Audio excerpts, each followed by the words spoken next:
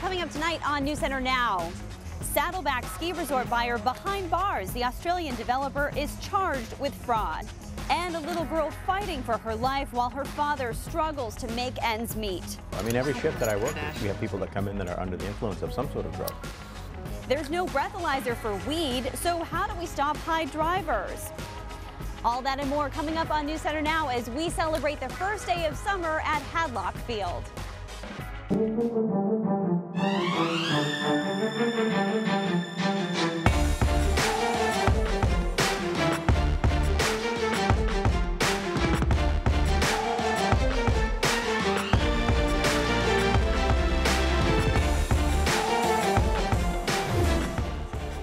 Today is the longest day of the year, the first official day of summer. Hello, everybody. I'm Lee Goldberg. And I'm Lindsay Mills. We are live at Hadlock Field tonight where the Portland Sea Dogs are getting ready to take on the Reading Fighting Phils in just about an hour from now. Whether or not you plan on coming to the ballpark tonight, I hope you guys had a chance to just get outside at least a little bit today. I mean, I know there were some clouds, but it really was kind of a nice day. I know. Jess Conley, really not too much we can complain about for this first day of summer, right? I know, guys. It's gorgeous out there. I'm stuck in here, but that's fine.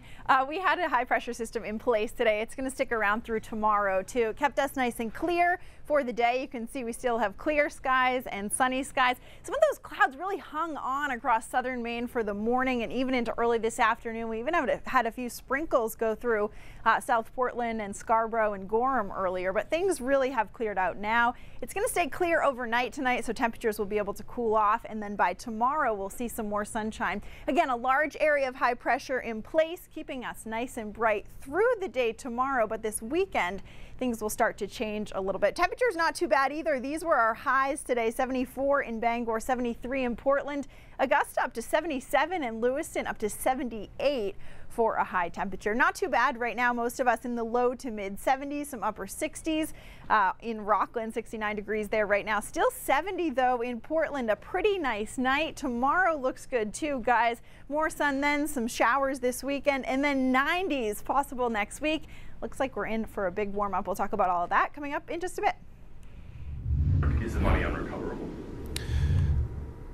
We're currently under investigation as to where the money's gone, but yes, it's gone. The Australian developer who planned to buy Saddleback Mountain is behind bars, charged with fraud. Sebastian Mansour is accused of misusing a $5 million investment from a Chinese businessman. The CEO of development group Magella is held without bail. 1 year ago, Mansour announced he would be buying Saddleback Mountain and then turning it into a premier ski resort in North America. That sale was never completed. Meanwhile, the nonprofit group of local skiers and business owners who tried to buy the mountain but were outbid is waiting in the wings. Its director says she plans to sit down with the mountain's current owners very soon. For us, this has been truly a labor of love. This is about community, philanthropy, engagement. We know that there are people in that community who care deeply about conservation, economic development, who are passionate skiers. And we have a strong business plan in place, and we will be reaching out. Executive Director for the Saddleback Mountain Foundation, Crystal Candy, won't give a timeline, but says that she thinks a community-owned mountain has the greatest chance of a success. Meanwhile, Sebastian Mansour will be in court on Friday. Marijuana affects things like reaction time. That's important when you're driving. We got the message from Maine people, completely understand, but there's a lot that goes into implementing something like this. My biggest concern is just the public safety standpoint, is people getting behind the wheel while they're high. It was one of the biggest concerns when marijuana became legal in Maine. How would police officers recognize high drivers? Chris Costa shows us an innovative way how officers are learning to identify these symptoms and get those drivers off the road. These people are lighting up, getting high on marijuana, and soon they'll come face to face with police officers. But they won't be arrested. That's a healthy dab. Close your eyes. While these officers are in the classroom, volunteers are smoking and drinking. Could be worse. Could be much, much worse. Getting buzzed. Testing to see if police can identify what substances they're using skills police need to get an impaired driver off the road. We're getting the other impairments now, dealing with heroin, other types of drugs, and I want you to follow it with your eyes only. Skowhegan officer Tim Williams says he sees more drivers under the influence of drugs, not alcohol. But the state's Criminal Justice Academy cannot legally provide this type of live training. Dorigo Safety, run by 26-year police veteran Scott Maddox, fills that gap. There's a difference between reading about something in a book and then seeing it in real life and learning it. Arms by your sides. Dexter police officer Alicia Canwell wants to be a drug recognition expert, a specialized officer. You may begin. Maine has just over 100 in the whole state. In every shift that I work, we have people that come in that are under the influence of some sort of drug. Bob Brown is an ER doctor in New Hampshire. Today, he's a test subject for these officers. He witnesses the devastating impact of OUI crashes. We all have to see the fact that somebody can be seriously injured or dying because they made a bad decision. Watching the movement of your eyes. Out of all the sobriety tests, officers identified 13 out of 18 impaired drivers, but more than 25% slipped through. If you're going to make a mistake, it's better to make it in a controlled environment like this. In Auburn, Chris Costa, News Center, Maine.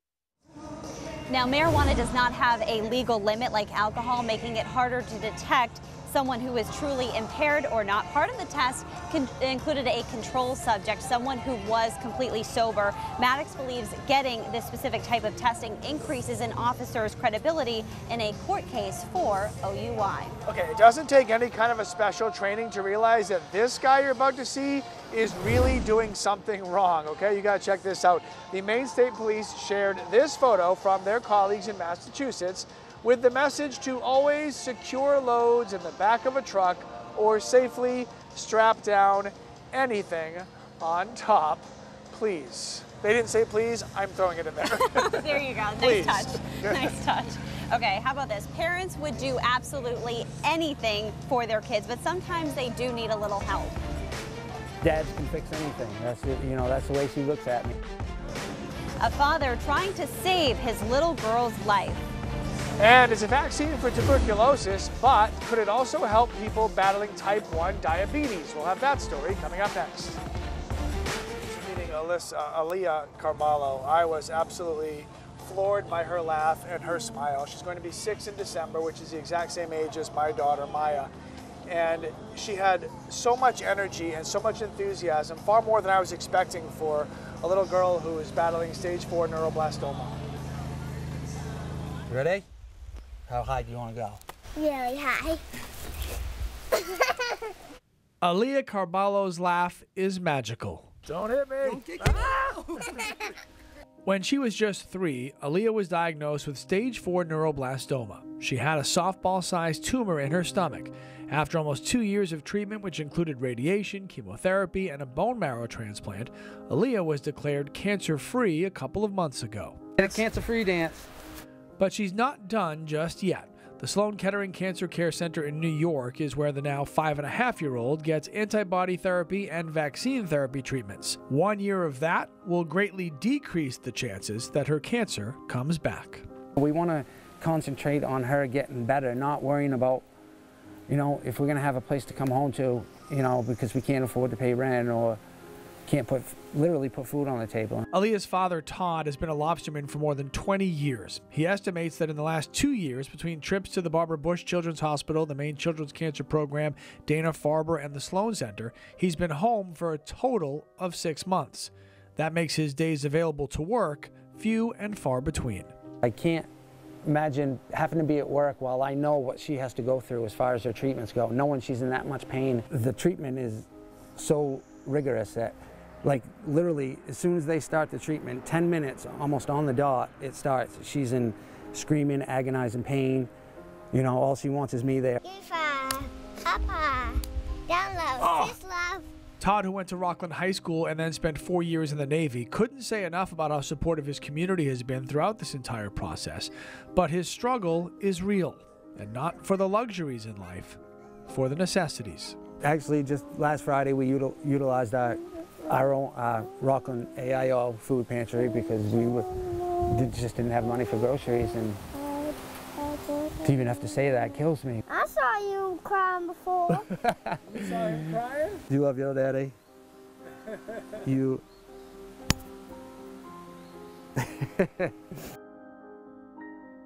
For more information about Aaliyah and how you can help, go to the Now section of our website. It is all right there. An amazing little girl, an amazing dad, and certainly rooting for those guys. Absolutely, we're rooting for her. Okay, if you're coming to the game to root for the home team, the skies should stay pretty clear for you. But Jess says, don't expect too much sun in this weekend's forecast. She'll explain coming up.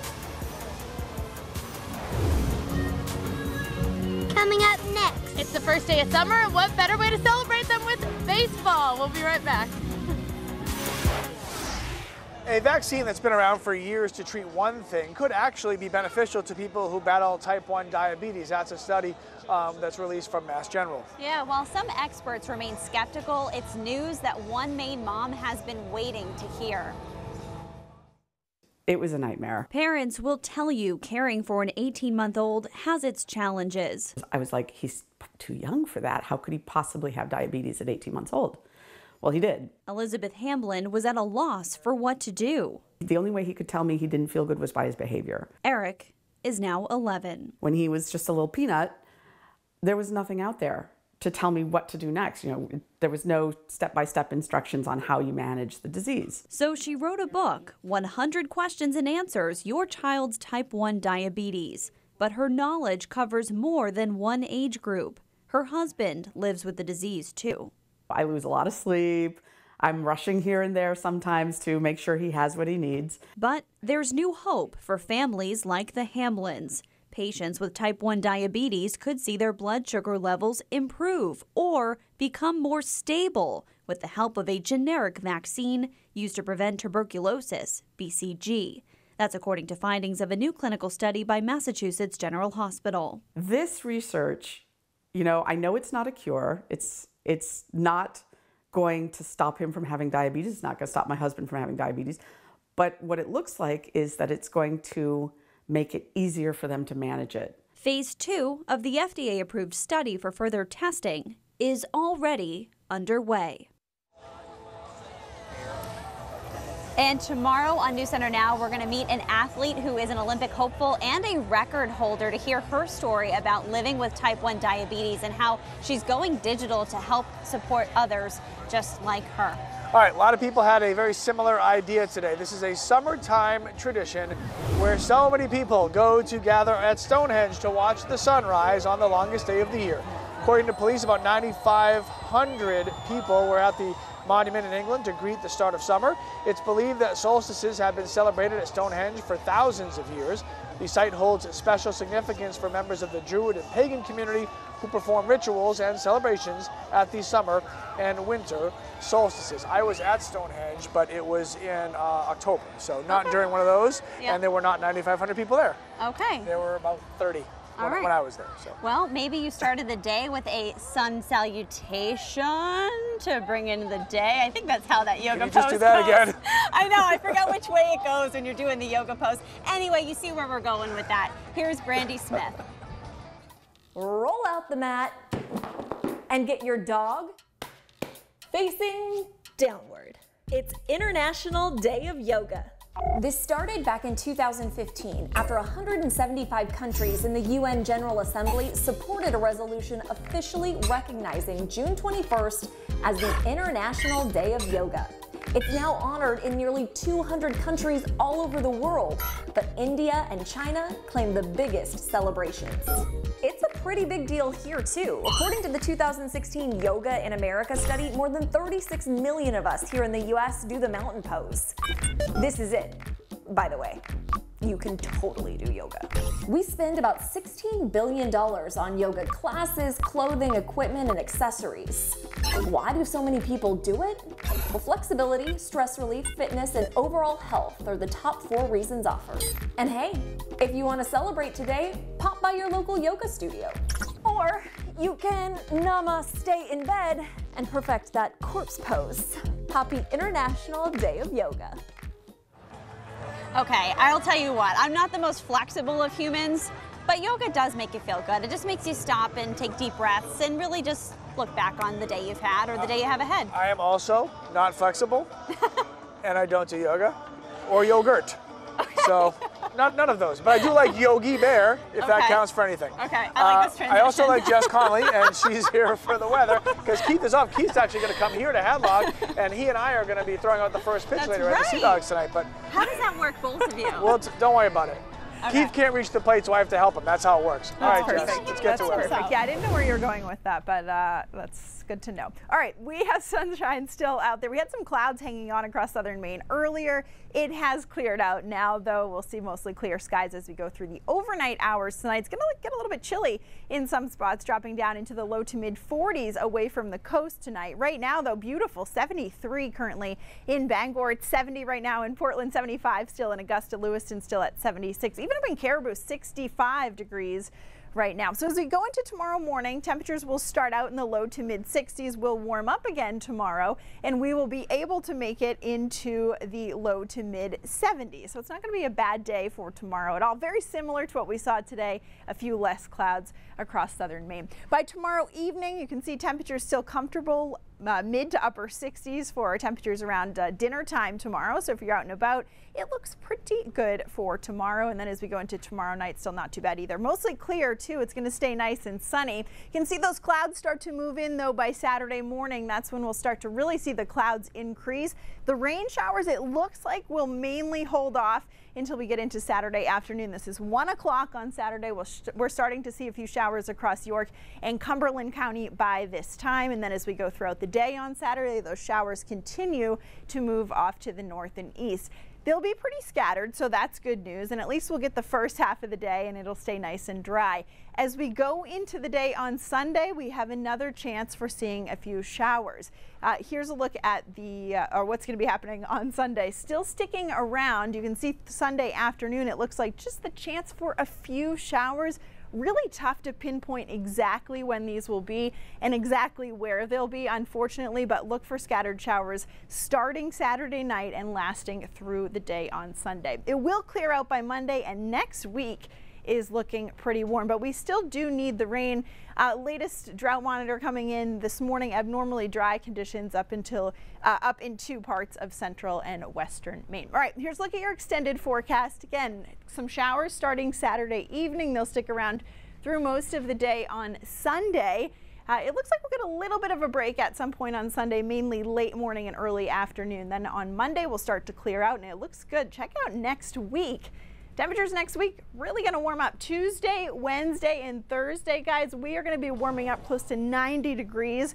It looks like, especially on Wednesday and Thursday. So things looking pretty good as we get into the middle of next week. Guys? Thank you very much, Miss Jessica. Appreciate that. So we're hanging out with the team by the dugout right now. Talking to the Sea Dogs is what Christina Rex gets to talk to some fans. The fans. She got a better deal than we do. Exactly.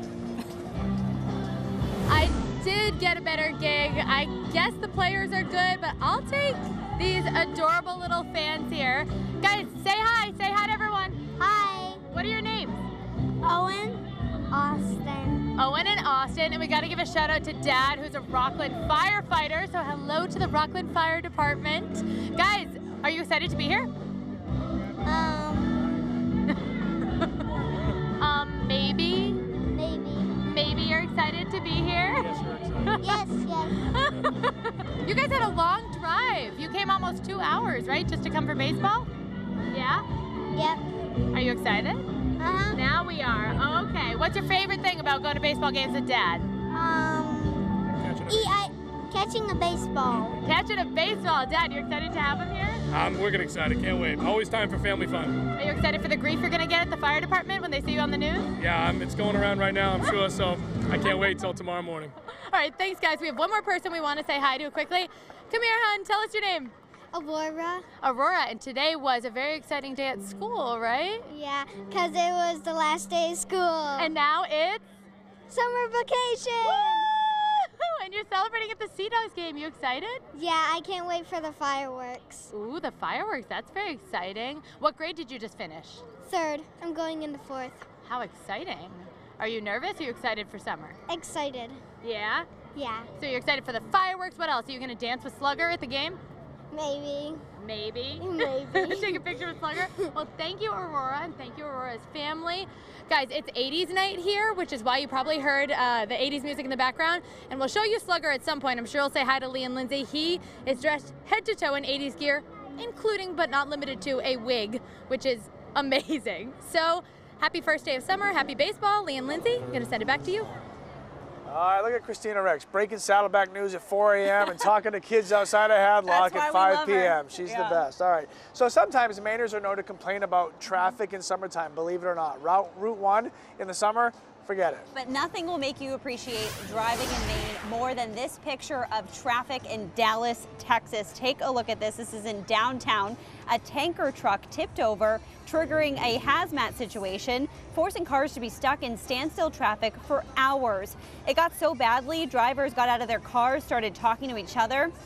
Some even went over to the nearby Whataburger to order some lunch while they waited. What? That's not Burger? even like a drive-through. That's a like walk-through. Yeah. I don't know. Anyway, what we do know is News Center 5:30 is coming up next, and Cindy Williams is going to give us a look at what's coming up. Hey, Cindy. Hi, guys. We were there and watched the computer tabulate the first ever statewide ranked choice voting results. And one question kept coming up over and over again, and that is, how much did all of this cost? Well, we went to get the answer. And one day after President Trump rolls back the policy of separating families along the border, one Maine representative says she's going down there to see how this is going for herself. Those stories and more coming up in the next half hour. Back to you. All right, Cindy, thanks. More News Center Now live from Hadlock Field when we come back. And his first pitch was not great. Just a bit outside. Star of many telenovelas. Thought she was supposed to throw to second. If you're the photographer here. Oh, my.